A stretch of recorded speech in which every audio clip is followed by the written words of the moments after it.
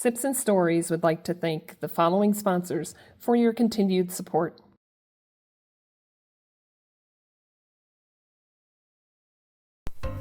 Welcome to Sips and Stories, where your journey matters, your story inspires, and every episode is a space to uncover what truly makes people thrive.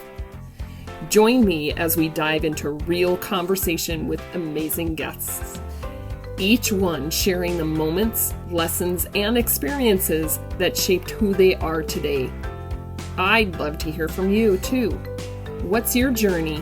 What's your story? And most importantly, what makes you thrive?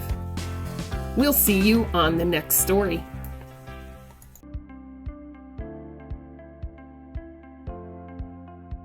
All right, thank you, everybody. I am Sandy Shook. This is Sips and Stories, and today I have Heidi with me. And Heidi, if you can introduce yourself and let everybody know who you are and what you do. Yeah, my name is Heidi Petak, and I'm a communication trainer. So I work with both individuals and organizations and staff teams and helping them learn what it means to be a trust-based communicator in order to strengthen their relationships and their organizational culture. And how did you get into that?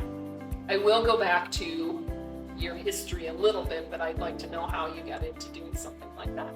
Well, I got my PhD in communication in, I think it was 2008 maybe, and school was a hobby. I thought it was fun. I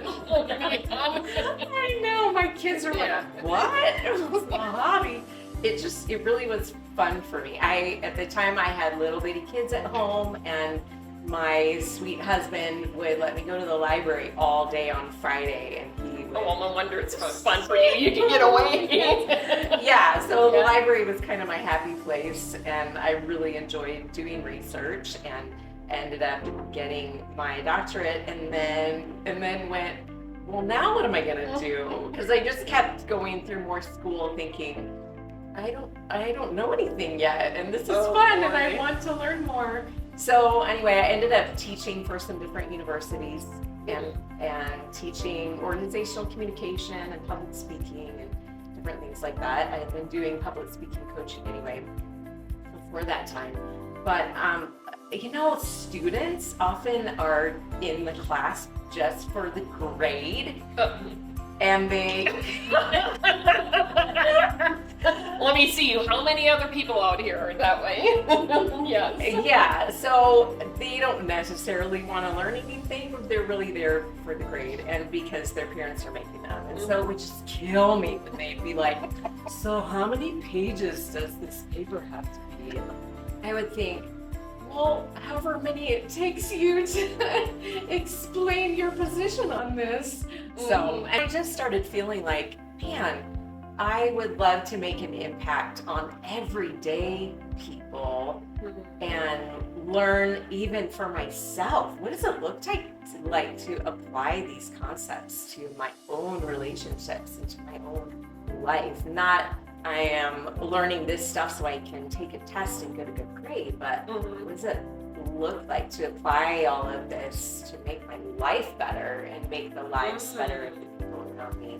So I ended up doing communication coaching, which is just working with everyday folks and helping them learn how to apply trust-based communication strategies in their relationships. And then the Lord started bringing me organizations that are like, could you help my staff team? Yeah. And then I created a master class and then started working with people that wanted business leaders who wanted to take the master class, and then would let organizations as well pick out from the 8 sessions, which are the ones your staff team needs the most. Oh, wow. Started Pretty customizing detailed, then. workshops for them. How did you end up here in Colorado?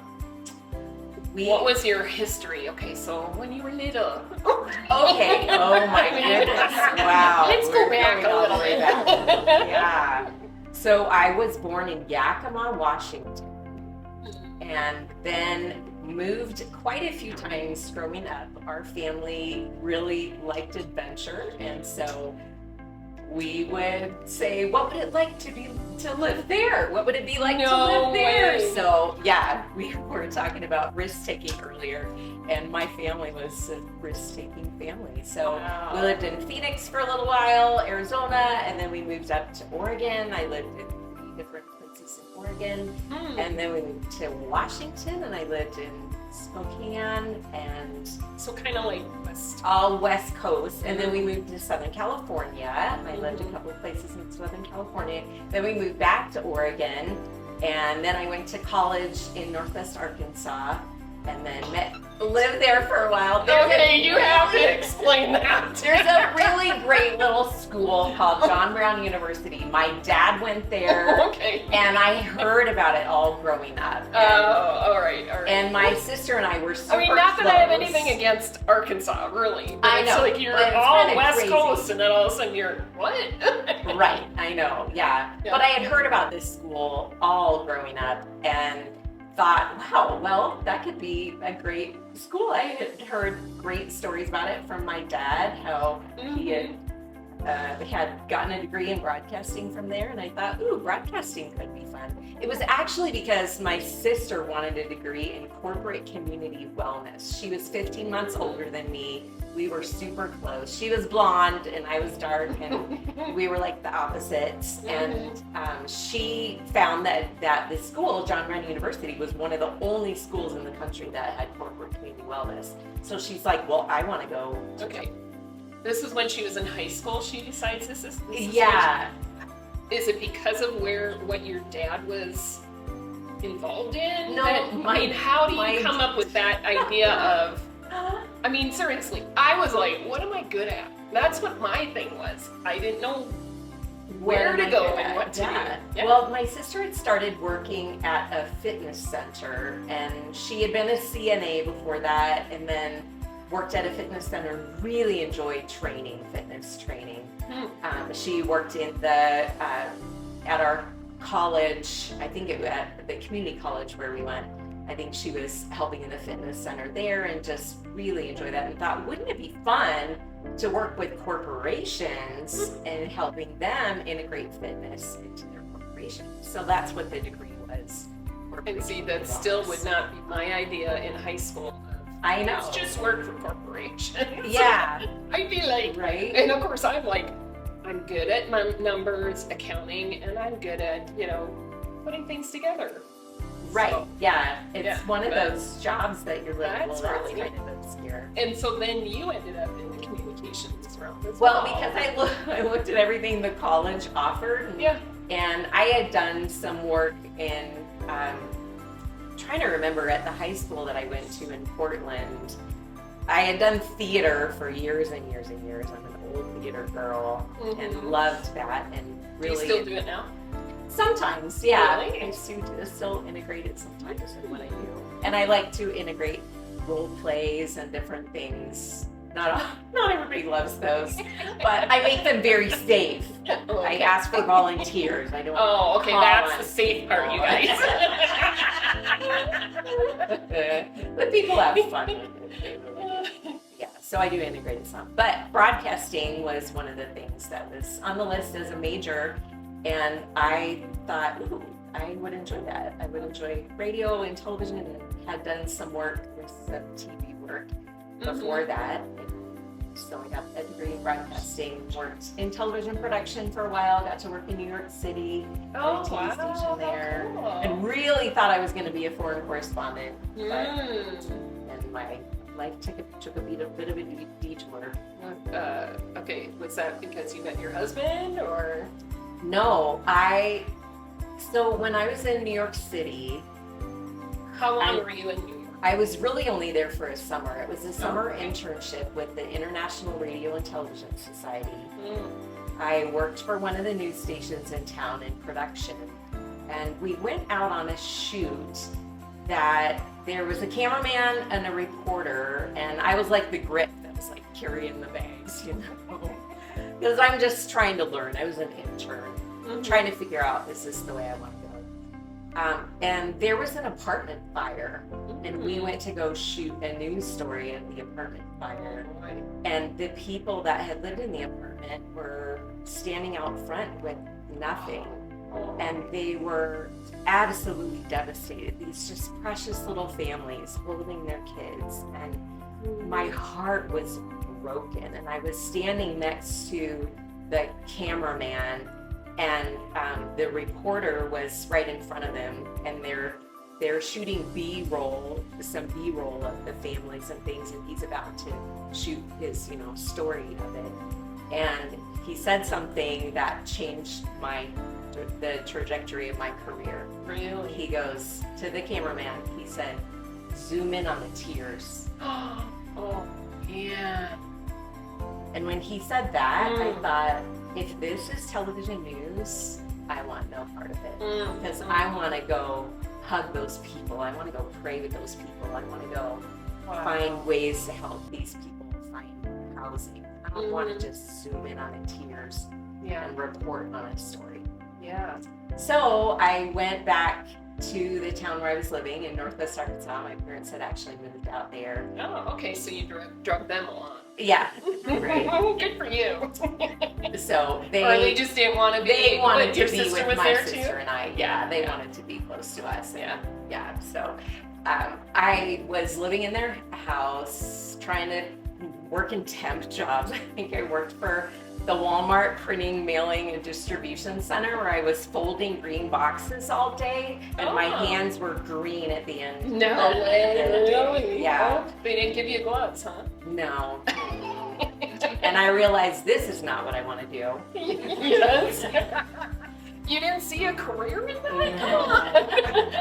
Yeah, it was But rough. but Walmart actually does have like a career path type Sure, thing. they do. But But I had just gotten a broadcasting degree and worked Yeah. in New York, and I'm like, well, now what am I going to do? So I got a job in local television news. I ran camera for the morning news, had to be up at Oh, a gosh. ridiculous hour. The funny thing about it was my sister, being a fitness trainer, she got a spot, or like a 15-minute fitness move thing. Yeah. And even though I thought that I was going to be the foreign correspondent or the reporter or something in front of the camera, I ended up shooting my sister's spots and holding her cue cards, and was like, What's wrong with this what is picture? wrong? And my sister never wanted to be in front of the camera. Seriously? No. Oh, wow. Yeah, and she did such a great job. She was a really great on-camera fitness trainer, but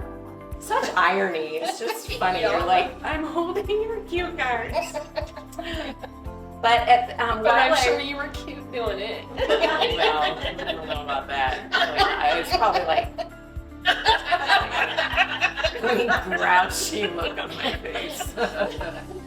But sometime I got passed over for a promotion, and then I started recording voiceovers, and would voice my own commercials, and started voicing other production people's commercials as well. And I had a lot of fun creating commercials And this was an voiceovers and all that. Yeah. But during that time, I just really felt like there's something different for me, and it's not this. Because I would create the commercials and put my lifeblood and creative blood into them. And after it ran for 2 weeks, it's gone. Yeah. It just felt like such a waste of time. And I wanted to do something transcendent that would actually change people's lives in some way. So during that season, there was a song on the radio that was the title of it was I Surrender All. And there was one night in my parents' house that I was like, all right, I'm going to surrender all of these dreams to you, Lord. And if you have a different dream for me, I need you to show me what it is, because I don't know what I'm doing. It was very shortly after that I was invited to a local church to take part in a drama workshop that they had on a Saturday. And I was like, okay. I think my parents told me about it. They're like, I think you would have fun doing it. I was going to say, because nobody there probably knew that you were part of. No. Yeah. So I showed up at the drama workshop and got to do some things on stage and had a lot of fun with it. Well, shortly after that, that church contacted me and they said, would you perhaps be interested in a job as our creative director? And I was like, wait, what? No, I'm not doing that. Yeah, it was a big church. It was called Fellowship Bible Church in Northwest Arkansas. It was a big church. And I said no. I said I'm going to be a foreign correspondent because I had sort of released it, but it was like, maybe that. You know how we do. We're like, I give it up. Okay, yes, right. So I give it up, but can you just make sure? Yeah, right? Because it was a little scary I thought, that's not what I got a degree for. But after I said no, I started making, this is how I would make decisions. I'd pray about it too, but I'd make pros and cons lists. And the pros list for everything that I would be able to do at the church was very long creatively, and the cons list was very short. So when you were making that list though, were you listening to your heart in what those pros were and the cons were, or were you trying to make it up? No, I was because you were like not heart. wanting to do it, right? Yeah, but the church had called back and they said, okay, what are you making at the television station? And I told them, and they said, we'll pay you more. And they said, do you need a computer? And I said, yeah. Okay, we'll buy you a computer. What do you love doing at the television station? I said, well, I love getting to be creative, and I love getting to shoot stories and tell stories. And they're like, okay, so what if we sent you overseas and you got to shoot documentaries with our missionaries overseas? I'm like, wait, what? That sounds like broadcasting. That sounds kind of like being a foreign correspondent. But in a completely different way than I ever imagined. Yeah. So that was all on my pros list. Was that I would get to integrate all the things that I had been doing, but it would be for a transcendent purpose. So all of it just pointed to, yes, you need to do this job. I felt that was a very clear message from God. That's and amazing. This is what I have for you. And have you always been a person of faith? Yes, definitely. I was raised in a Christian family, and from a very, very young age, I knew that God saw me, He knew me, and I wanted to have a relationship with Him because I knew that He was the only hope for my dark heart, my dark heart light. And I was also a very, very fearful little girl. There was one night that I was in my room and I was terrified of the dark, absolutely terrified. And whenever my parents they would always pray for me, and then when they left my room, I'd be like, ugh. I was on the bottom bunk and my sister was on the top, and you just lay there looking at the slats above your bunk. I, that night was laying there like I always was, terrified of the dark. And my sister. Did they close your bedroom door too? I don't think so. I think they kept it open because I was usually like, but my sister always fell asleep immediately. And well, of course, she was on the top bunk. She didn't see anything. I know. Right? Yeah. So, unbeknownst to me, my mom was out in the living room on her knees by the couch, and she was praying about my struggle with being afraid of the dark. And she said, Lord, there's a verse in scripture that says He will give His angels charge over you to guard you in all your ways. And my mom was praying that verse. She said, would you just show Heidi that you're with her and that she doesn't need to be afraid and that your angels are guarding her. And in that moment, it gives me chills. Me too. In that moment, I saw angels flying all above me in my bed. And they weren't big and scary because I think the Lord needed them to find me. But they were like fairies. They were like this big, and they were flying all around. And how old above were you? me. Oh, I was preschool. I was probably 4 or 5, and I remember it so vividly. And I just watched them smiling and amazed, and then they disappeared. And I was like, what in the world? There are angels. That's amazing. I've got to go tell my mom. So I go running out of my room, and my mom is still on her knees by the couch in the living room. And I said, Mommy, there's the angels flying all around my bed. And she starts bawling. And she's like, what? I was just praying for that for you. Oh, wow. So that was beautiful. And my mom, both my parents were people of prayer and raised me to know the Lord. I remember the night that I accepted him into my heart and said, I want you to be my savior. My sister had done something wrong, and I don't know what she had done. She had disobeyed in some way. And my mom had said, you know, Kimberly, if you ask Jesus into your heart, he can give you the willpower and the self-control by his spirit to want to make choices that are pleasing to him and are good for you too. And she said, do you want to do that? And she said, no.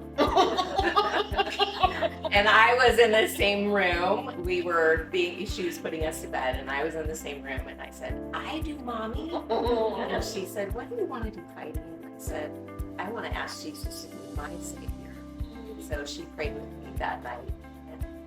What a cool story. Really neat. So it's all your life you've just had and the right it's been guidance. a long process of figuring out what that looks like for me, because I really wanted to own my own faith and not have it be like my parents' faith. And I did go through a season in college where I was like, all right, what am I doing? I'm just following my parents. I really need to make my own way in the world. But I think I'm going to read the book of John one more time. And by the time I get to the end of the book of John, if I really believe that this is true, then I'm going to follow God with all my heart. And if I believe it is not, then I'm going to just walk away from all of it. Wow. So that's like, I did. I'm testing you. Yeah. So I did. And the end of the book of John says, these things were written so that you may believe that Jesus Christ is the Son of God. And when I got to the end, I was like, I believe. I can't not believe. I didn't realize I was going to have chills the whole time you were talking. This is amazing. Wow. Yeah, so I had to have a time where I put my stake in the ground to say, this is mine. It's not just my parents, but it's for me. And it's really, my relationship with him shapes everything that I do. And I do work with a lot of secular organizations as well. And if an organization or a client wants me to integrate my faith into it, then I do. But if somebody doesn't want me to, then I don't. So. Your family, kids, husband. My family of origin is my dad and my mom and my sister. It was just the three of us. My mom passed away from breast cancer in 2012. And then my sister passed away 2 years ago from breast cancer. We have a genetic mutation for breast and ovarian cancer in our family. So I have it as well. I went ahead and had a preventative double mastectomy in 2010.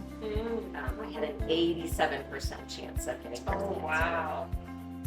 That recovery was probably a little challenging. It was, but I had an amazing group of people that helped me work with me through that recovery. I'm very grateful. And then I'm glad you're here. Me too.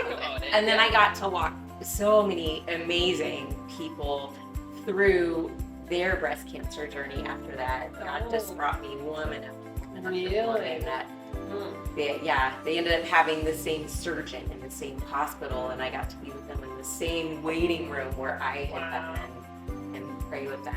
I had a friend who wore a pink bandana and came back with me to the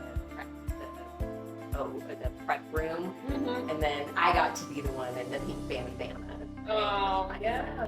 That's I cool. got to do that. Yeah.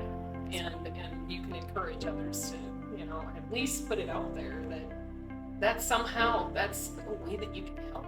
Yeah, I do believe that we can comfort others with the same comfort that we've been given. So I've seen it again and again and again that your greatest pain can become one of your greatest ministries. Yeah.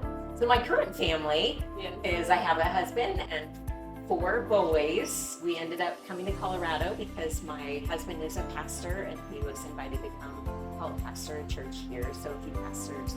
You met him in Arkansas then, or? Well, that's another story.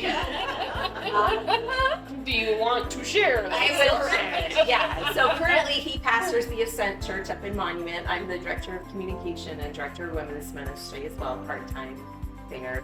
Can't see that. We get to work together. Yeah, I that's really cool. love it. Yeah.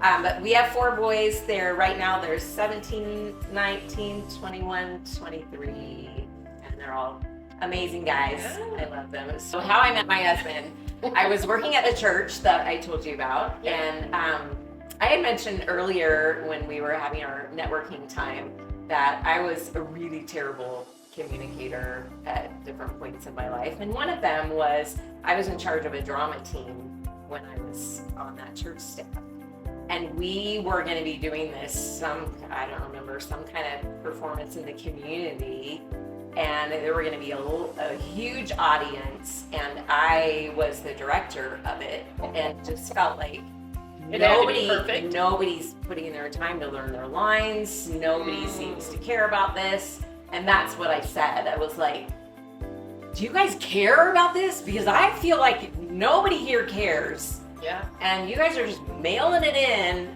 And that's not motivating at all. It is not. And But they probably did the work, right? well, they did. But sometimes our worst communication strategies, even though they can make people do things in the moment, they absolutely destroy trust in the long run. And that's what I was doing. I was using short-term strategies that would get the job done, but in the long term would destroy trust. So, well, also too, it does damage. To me, I know that when people talk with me in an angry fashion, or get me motivated because they're mad at me, they shame. It totally changes how I then work with them in the future. Just kind of like, I don't want them getting mad at me again, so. Yeah. Well, and for me, I was super shy growing up, and typically I shy, and that's who you became in conflict. But when I got that job, my boss, his name was Mickey, he said, I didn't hire you for you to stay quiet. I hired you because I want to hear your ideas. So I started finding my voice, and then I just went to the other end. He's like, wow, I kind of unleashed a monster. But yeah, he came to me, and he actually, in my office, Mickey got down on his knees next to my desk. And he said, Heidi, I love your desire for excellence, but you're killing your team. And he said, I'm hearing that some of them want to quit, and they've got families. This is your full-time job. This isn't their full-time job. They're volunteers. Oh wow, they were even volunteers. They were volunteers. So he said, I really want to encourage you to learn other ways to motivate them, positive ways to motivate them. So what a blessing for him to be able to have the courage to talk to you that way, instead of yelling at you too. Make you be better. Exactly. Right. Wow. And his reputation was on the line too, because they're coming complaining to him about it. And I can imagine for him, he's like, oh goodness, I gotta go. I gotta go confront the girl who hates conflict. So that's the reason why he came and confronted me on his knees. And he was such a safe person for me, and the way that he confronted me didn't scare me. It motivated me to figure out better ways to communicate and to grow. And he used we language, and that meant the world to me. I wasn't hung out to dry. He said, we need to figure out how to do this difference. So. Yeah, so explain that, because I know how that works, but you have more of the training in that. When you use we statements, how in conflict, what is it that somebody can do that's not used to it? Like me, I'm like, I think everybody knows me well enough, that I'm like so afraid of making somebody mad at me or a situation and not knowing how. Right. But what do you do as far as, the we statements? Well, my company is called Speak Eagle, and it's because I love the metaphor of the eagle. One of the things an eagle does is they partner for life.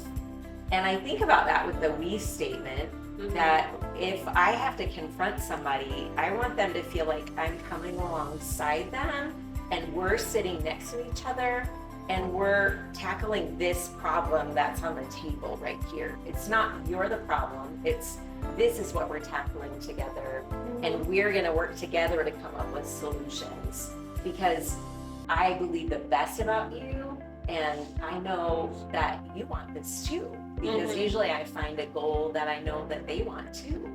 And then we can work together on these solutions. And then I think it takes some of the sting out of the conflict when somebody feels like you're with them.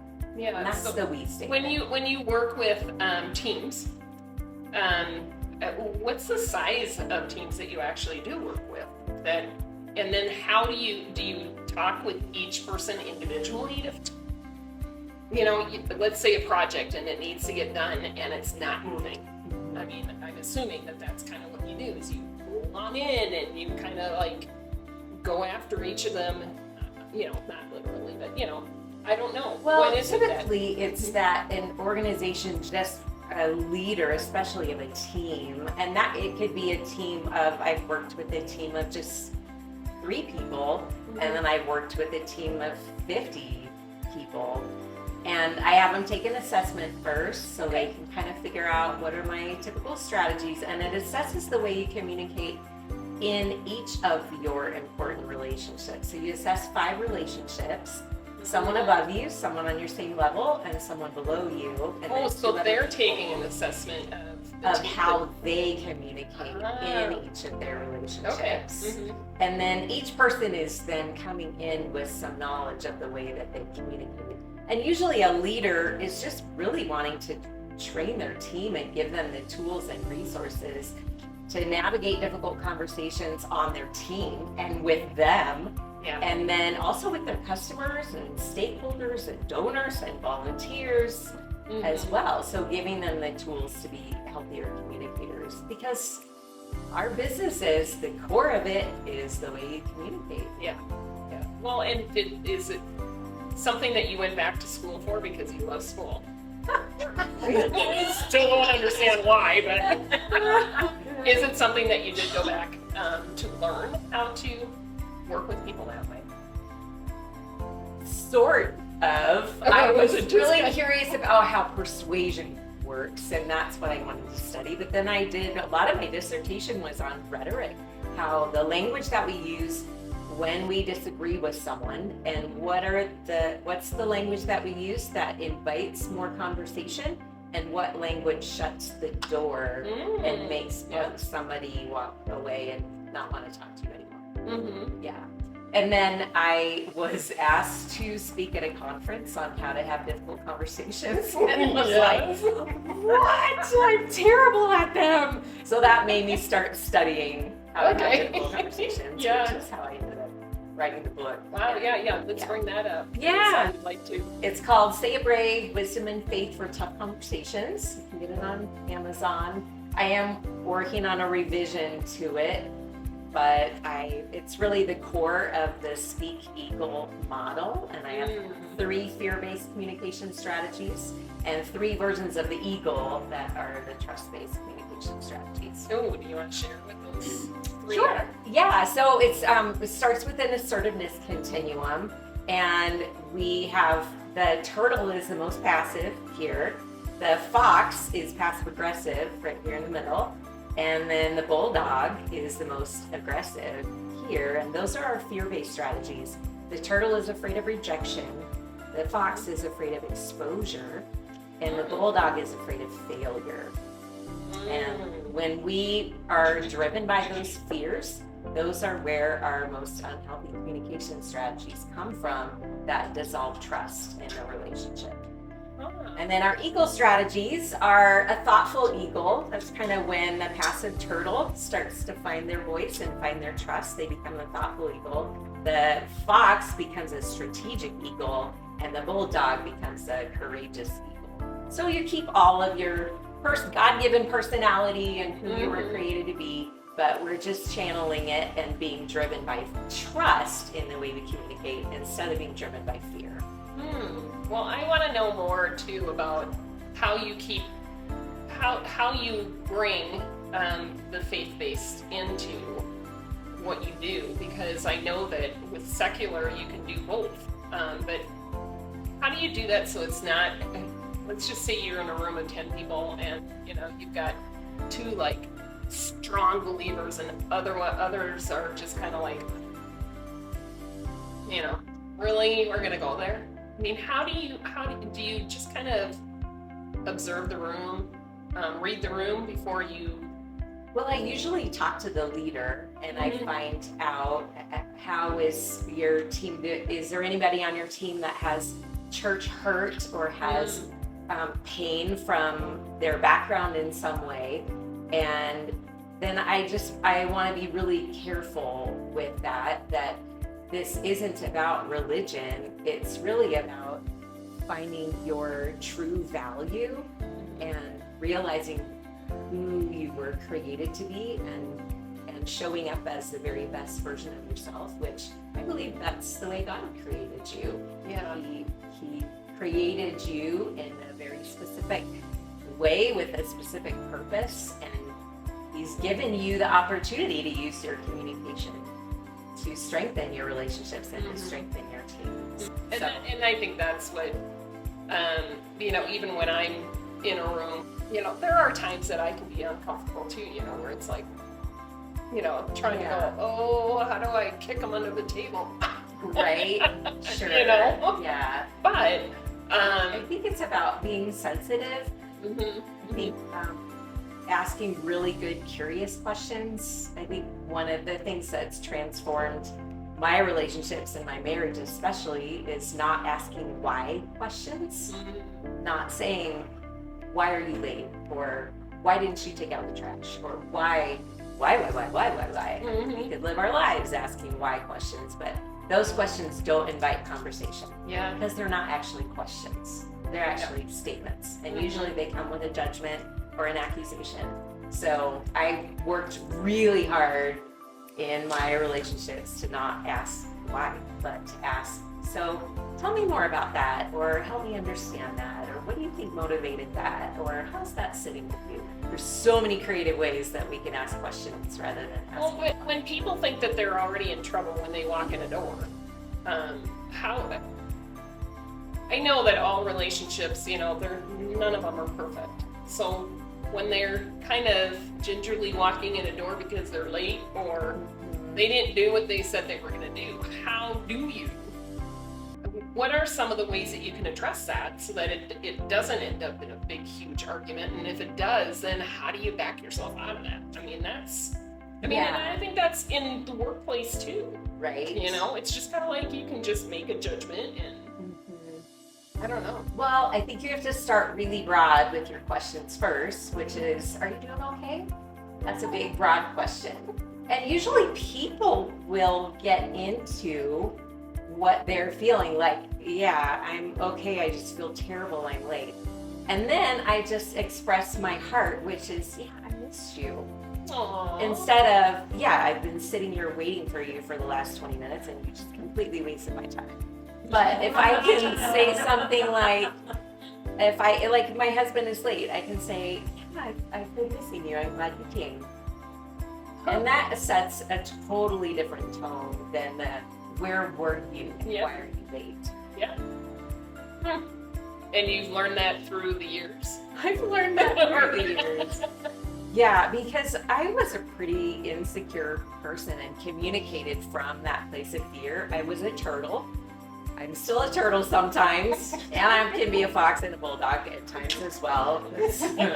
We're all in process. Yeah. But for the most part, I've been a turtle where I did just, like you were saying, I don't like conflict. I don't like confronting anybody. I would rather say what you want to hear than say what I'm thinking honestly. And I was afraid of rejection.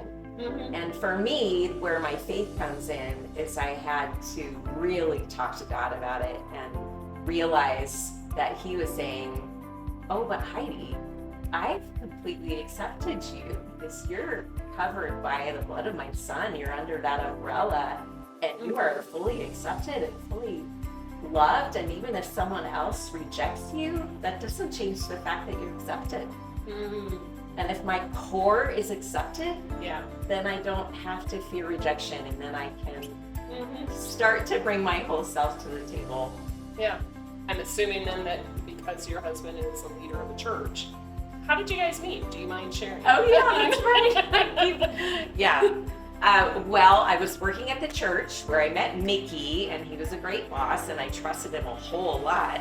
So when Mickey went to a conference in Nashville, Mickey was the worship pastor, and when he went to a conference in Nashville for worship pastors, he met my husband there.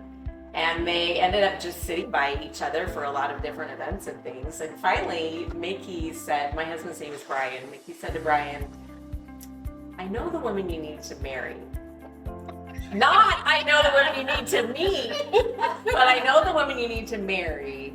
She's on my church staff, and I think you guys would be perfect together. Well, and she looks at me like, my sweet husband was 30, and he had been on a billion blind, terrible dates. And I was 30 and had been on lots of blind, terrible dates. And so he gave me my email address, and Brian sent me this super funny email where at the end of it, it's he was hiring for a creative arts position at a time. And so the first paragraph is telling me all about the creative arts position that I might be interested in.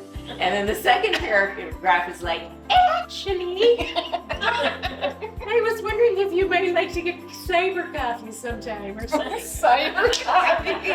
Something funny like that. Yeah. Because I was in Arkansas and he was in Nashville. Oh, no. So anyway, it was pretty funny. And then we got to know each other by creating multiple choice tests for each other. Oh, that could be very interesting, I'm sure. Well, you find out what somebody likes. What's your favorite book of the Bible? Oh, it's not John? Never mind. Okay, I will tell you this. We had not, let's see, I did have a couple other dates the week that he first emailed me or that we first talked on the phone. And he goes, okay, you go on the other dates. And he goes, bye. So he was ready to marry you, and he's like, I said, well, kind of like the metaphor of you're running the race of life and you look over and there's somebody running the same speed and going the same direction. And so it was really clear that we had tons of chemistry, and he was super funny, and funny always gets me. And he was really handsome, and he's short, and I really like short men, so I know it's kind of weird, but I just had a thing for short men. You're petite, so I know. I wanted somebody I could look in their eyes. I didn't want to be like. So anyway, so he said by Sunday night, if you are thinking about these other guys, then we'll just not keep talking. But if you're still thinking about me, then let's talk again. And I'm like, okay. He goes, I'll call you Sunday night and you let me know how it went. Well, one of the nights I went out with a guy that was really cool, but we didn't have a whole lot of chemistry, and it was fine. And he actually asked me out again, and I was like, well, hang on, I have some other things going on. Anyway, and then the next night I went out with a guy that took me to a ball at a theater that I had been a part of. And it was a really cool ball, but this guy got drunk. Oh. So he drops me off at my apartment, and I go inside and was like, I cannot believe I just spent an evening with him. And I look over, and that was back in the time where your answer machine, like the light blinks, and you're like, oh, I have a message. Yes.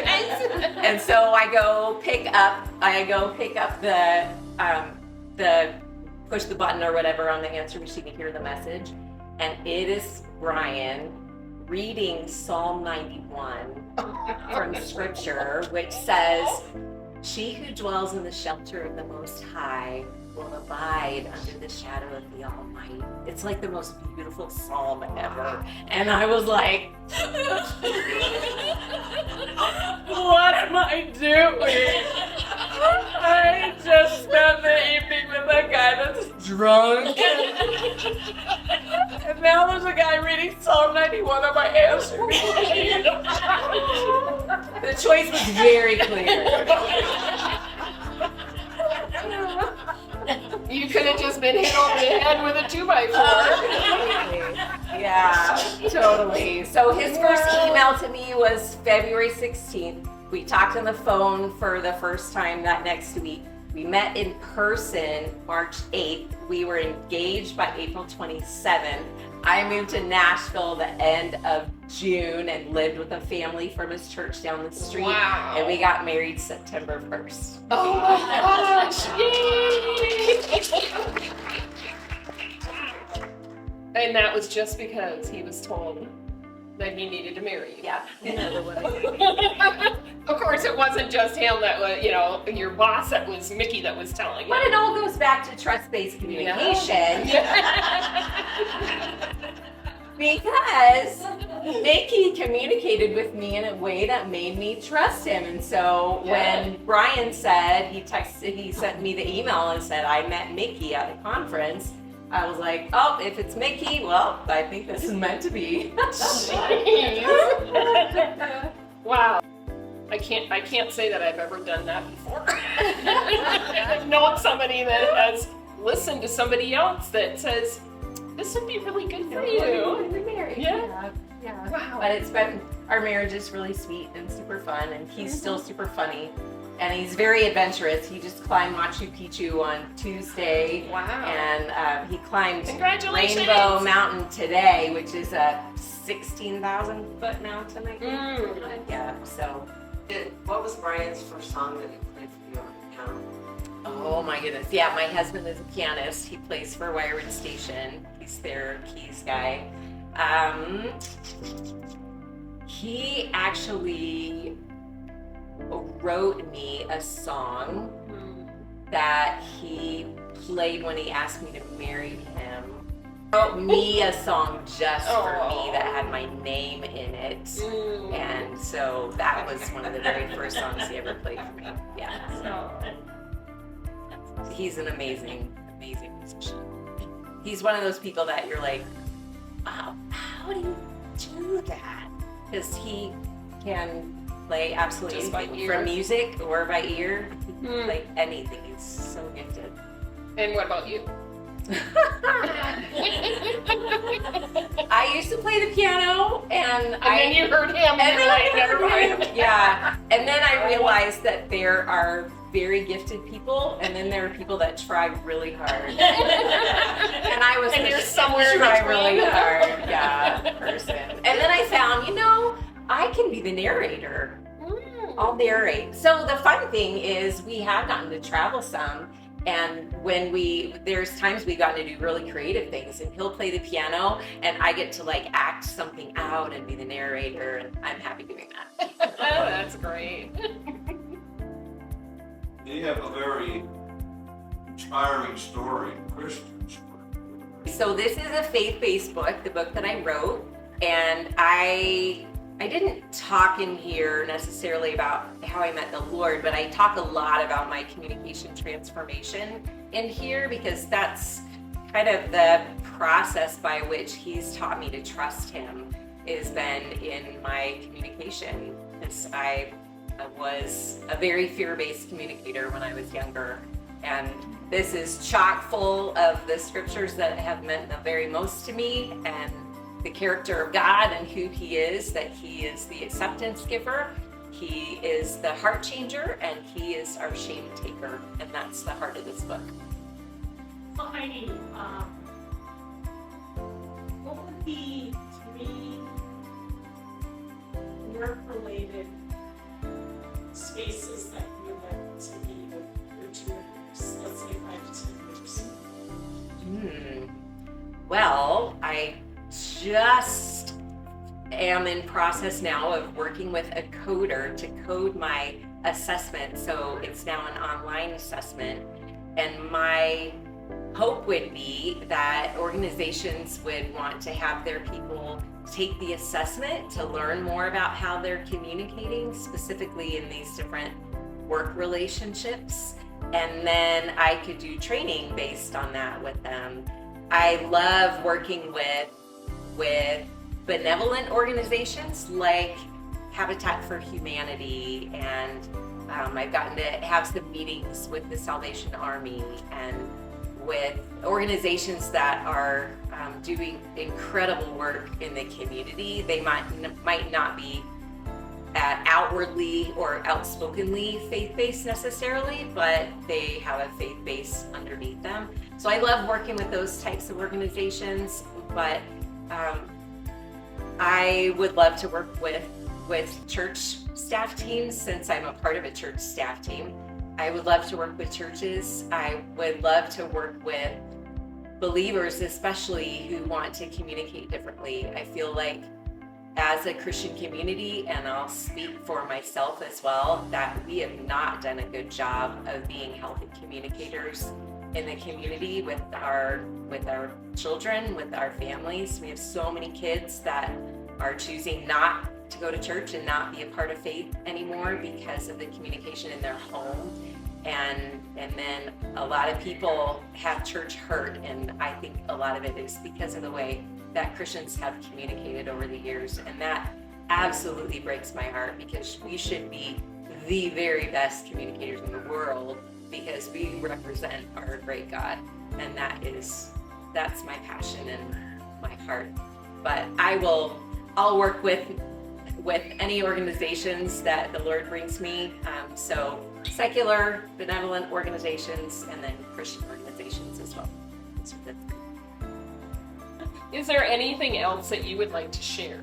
Okay, so I do have a client story, and I worked with someone a year or 2 ago who found me on Google. Thankfully, I have almost 25-star Google reviews now. Very which is nice, yes. happy. Yeah. But somebody that found me on Google, and she wasn't a believer, and I got to take her through my whole master class. We met just the 2 of us at the library, and I loved getting to know her. At the end of it, she said, "Heidi, I feel like I've gone from being a 50% healthy communicator to an, I think she said 90% healthy communicator." And she said, "So I just have 10% to go." Yeah, well, we And all have that 10%, right? I know, right? God, you're not going to be 100% healthy communicator all the time, for sure. But I think we can only use our human strategies can only take us so far. And then I really do think it's the Holy Spirit that is able to help us release our fears and learn to communicate in healthy, trust-based ways. I was asked to speak to a nonprofit a few weeks ago that is doing just incredible work in the community, and they asked me to teach them, speak on something from the Bible. And I was like, okay, sure. So I have been going back through, I've never actually read the Bible from the beginning to the end. And I was reading in the book of Genesis. I started at the very beginning and was reading about the Tower of Babel and how in that passage, it says that they were building the tower to make a name for themselves. That was the purpose of it. And that really struck me, because God did not bless that. He ended up confusing their language and scattering the people. But then you contrast that. Well, so legend has it, and I don't know if it's true or not, that the tower was blown down by a big wind, and maybe it was the breath of God. But in Pentecost, in Acts 2, when the Holy Spirit comes and lands as flames of fire on people's heads, and all of a sudden they are able to communicate in the languages of the people that are there. People are able to understand them, but they aren't doing it to make a name for themselves. They're doing it to declare the mighty works of God. And God blesses it and brings redemption, redeems communication, brings the unity back to their communication where they can understand each other again. And the scripture says that when the Spirit came in, it was the sound of a mighty rushing wind. It was like with the mighty wind of the Spirit brought communication back and redeemed it so that we're able to understand each other. I'll also say too that I know that because of the pandemic, communication has really broken down with a lot of people, and I really do believe that if we could all just turn ourselves, to our take a breath, and stop texting and emailing unless it's for a good cause. Like what you I'd like to share coffee. Yes. But the thing is that I think that is key for any kind of relationship, work-wise or personal-wise, is to have a conversation. So In person, if you can. Yeah. That's why this is so special what you're doing. Thank you. Thank you, Steve. Well, I really appreciate you sharing your journey and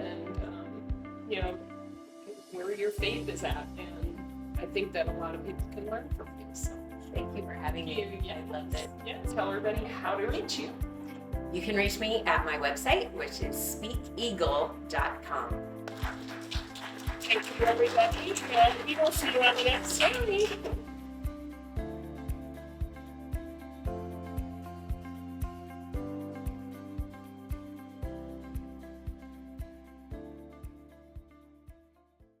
What's your journey? What's your story? And most importantly, what makes you thrive? We'll see you on the next story.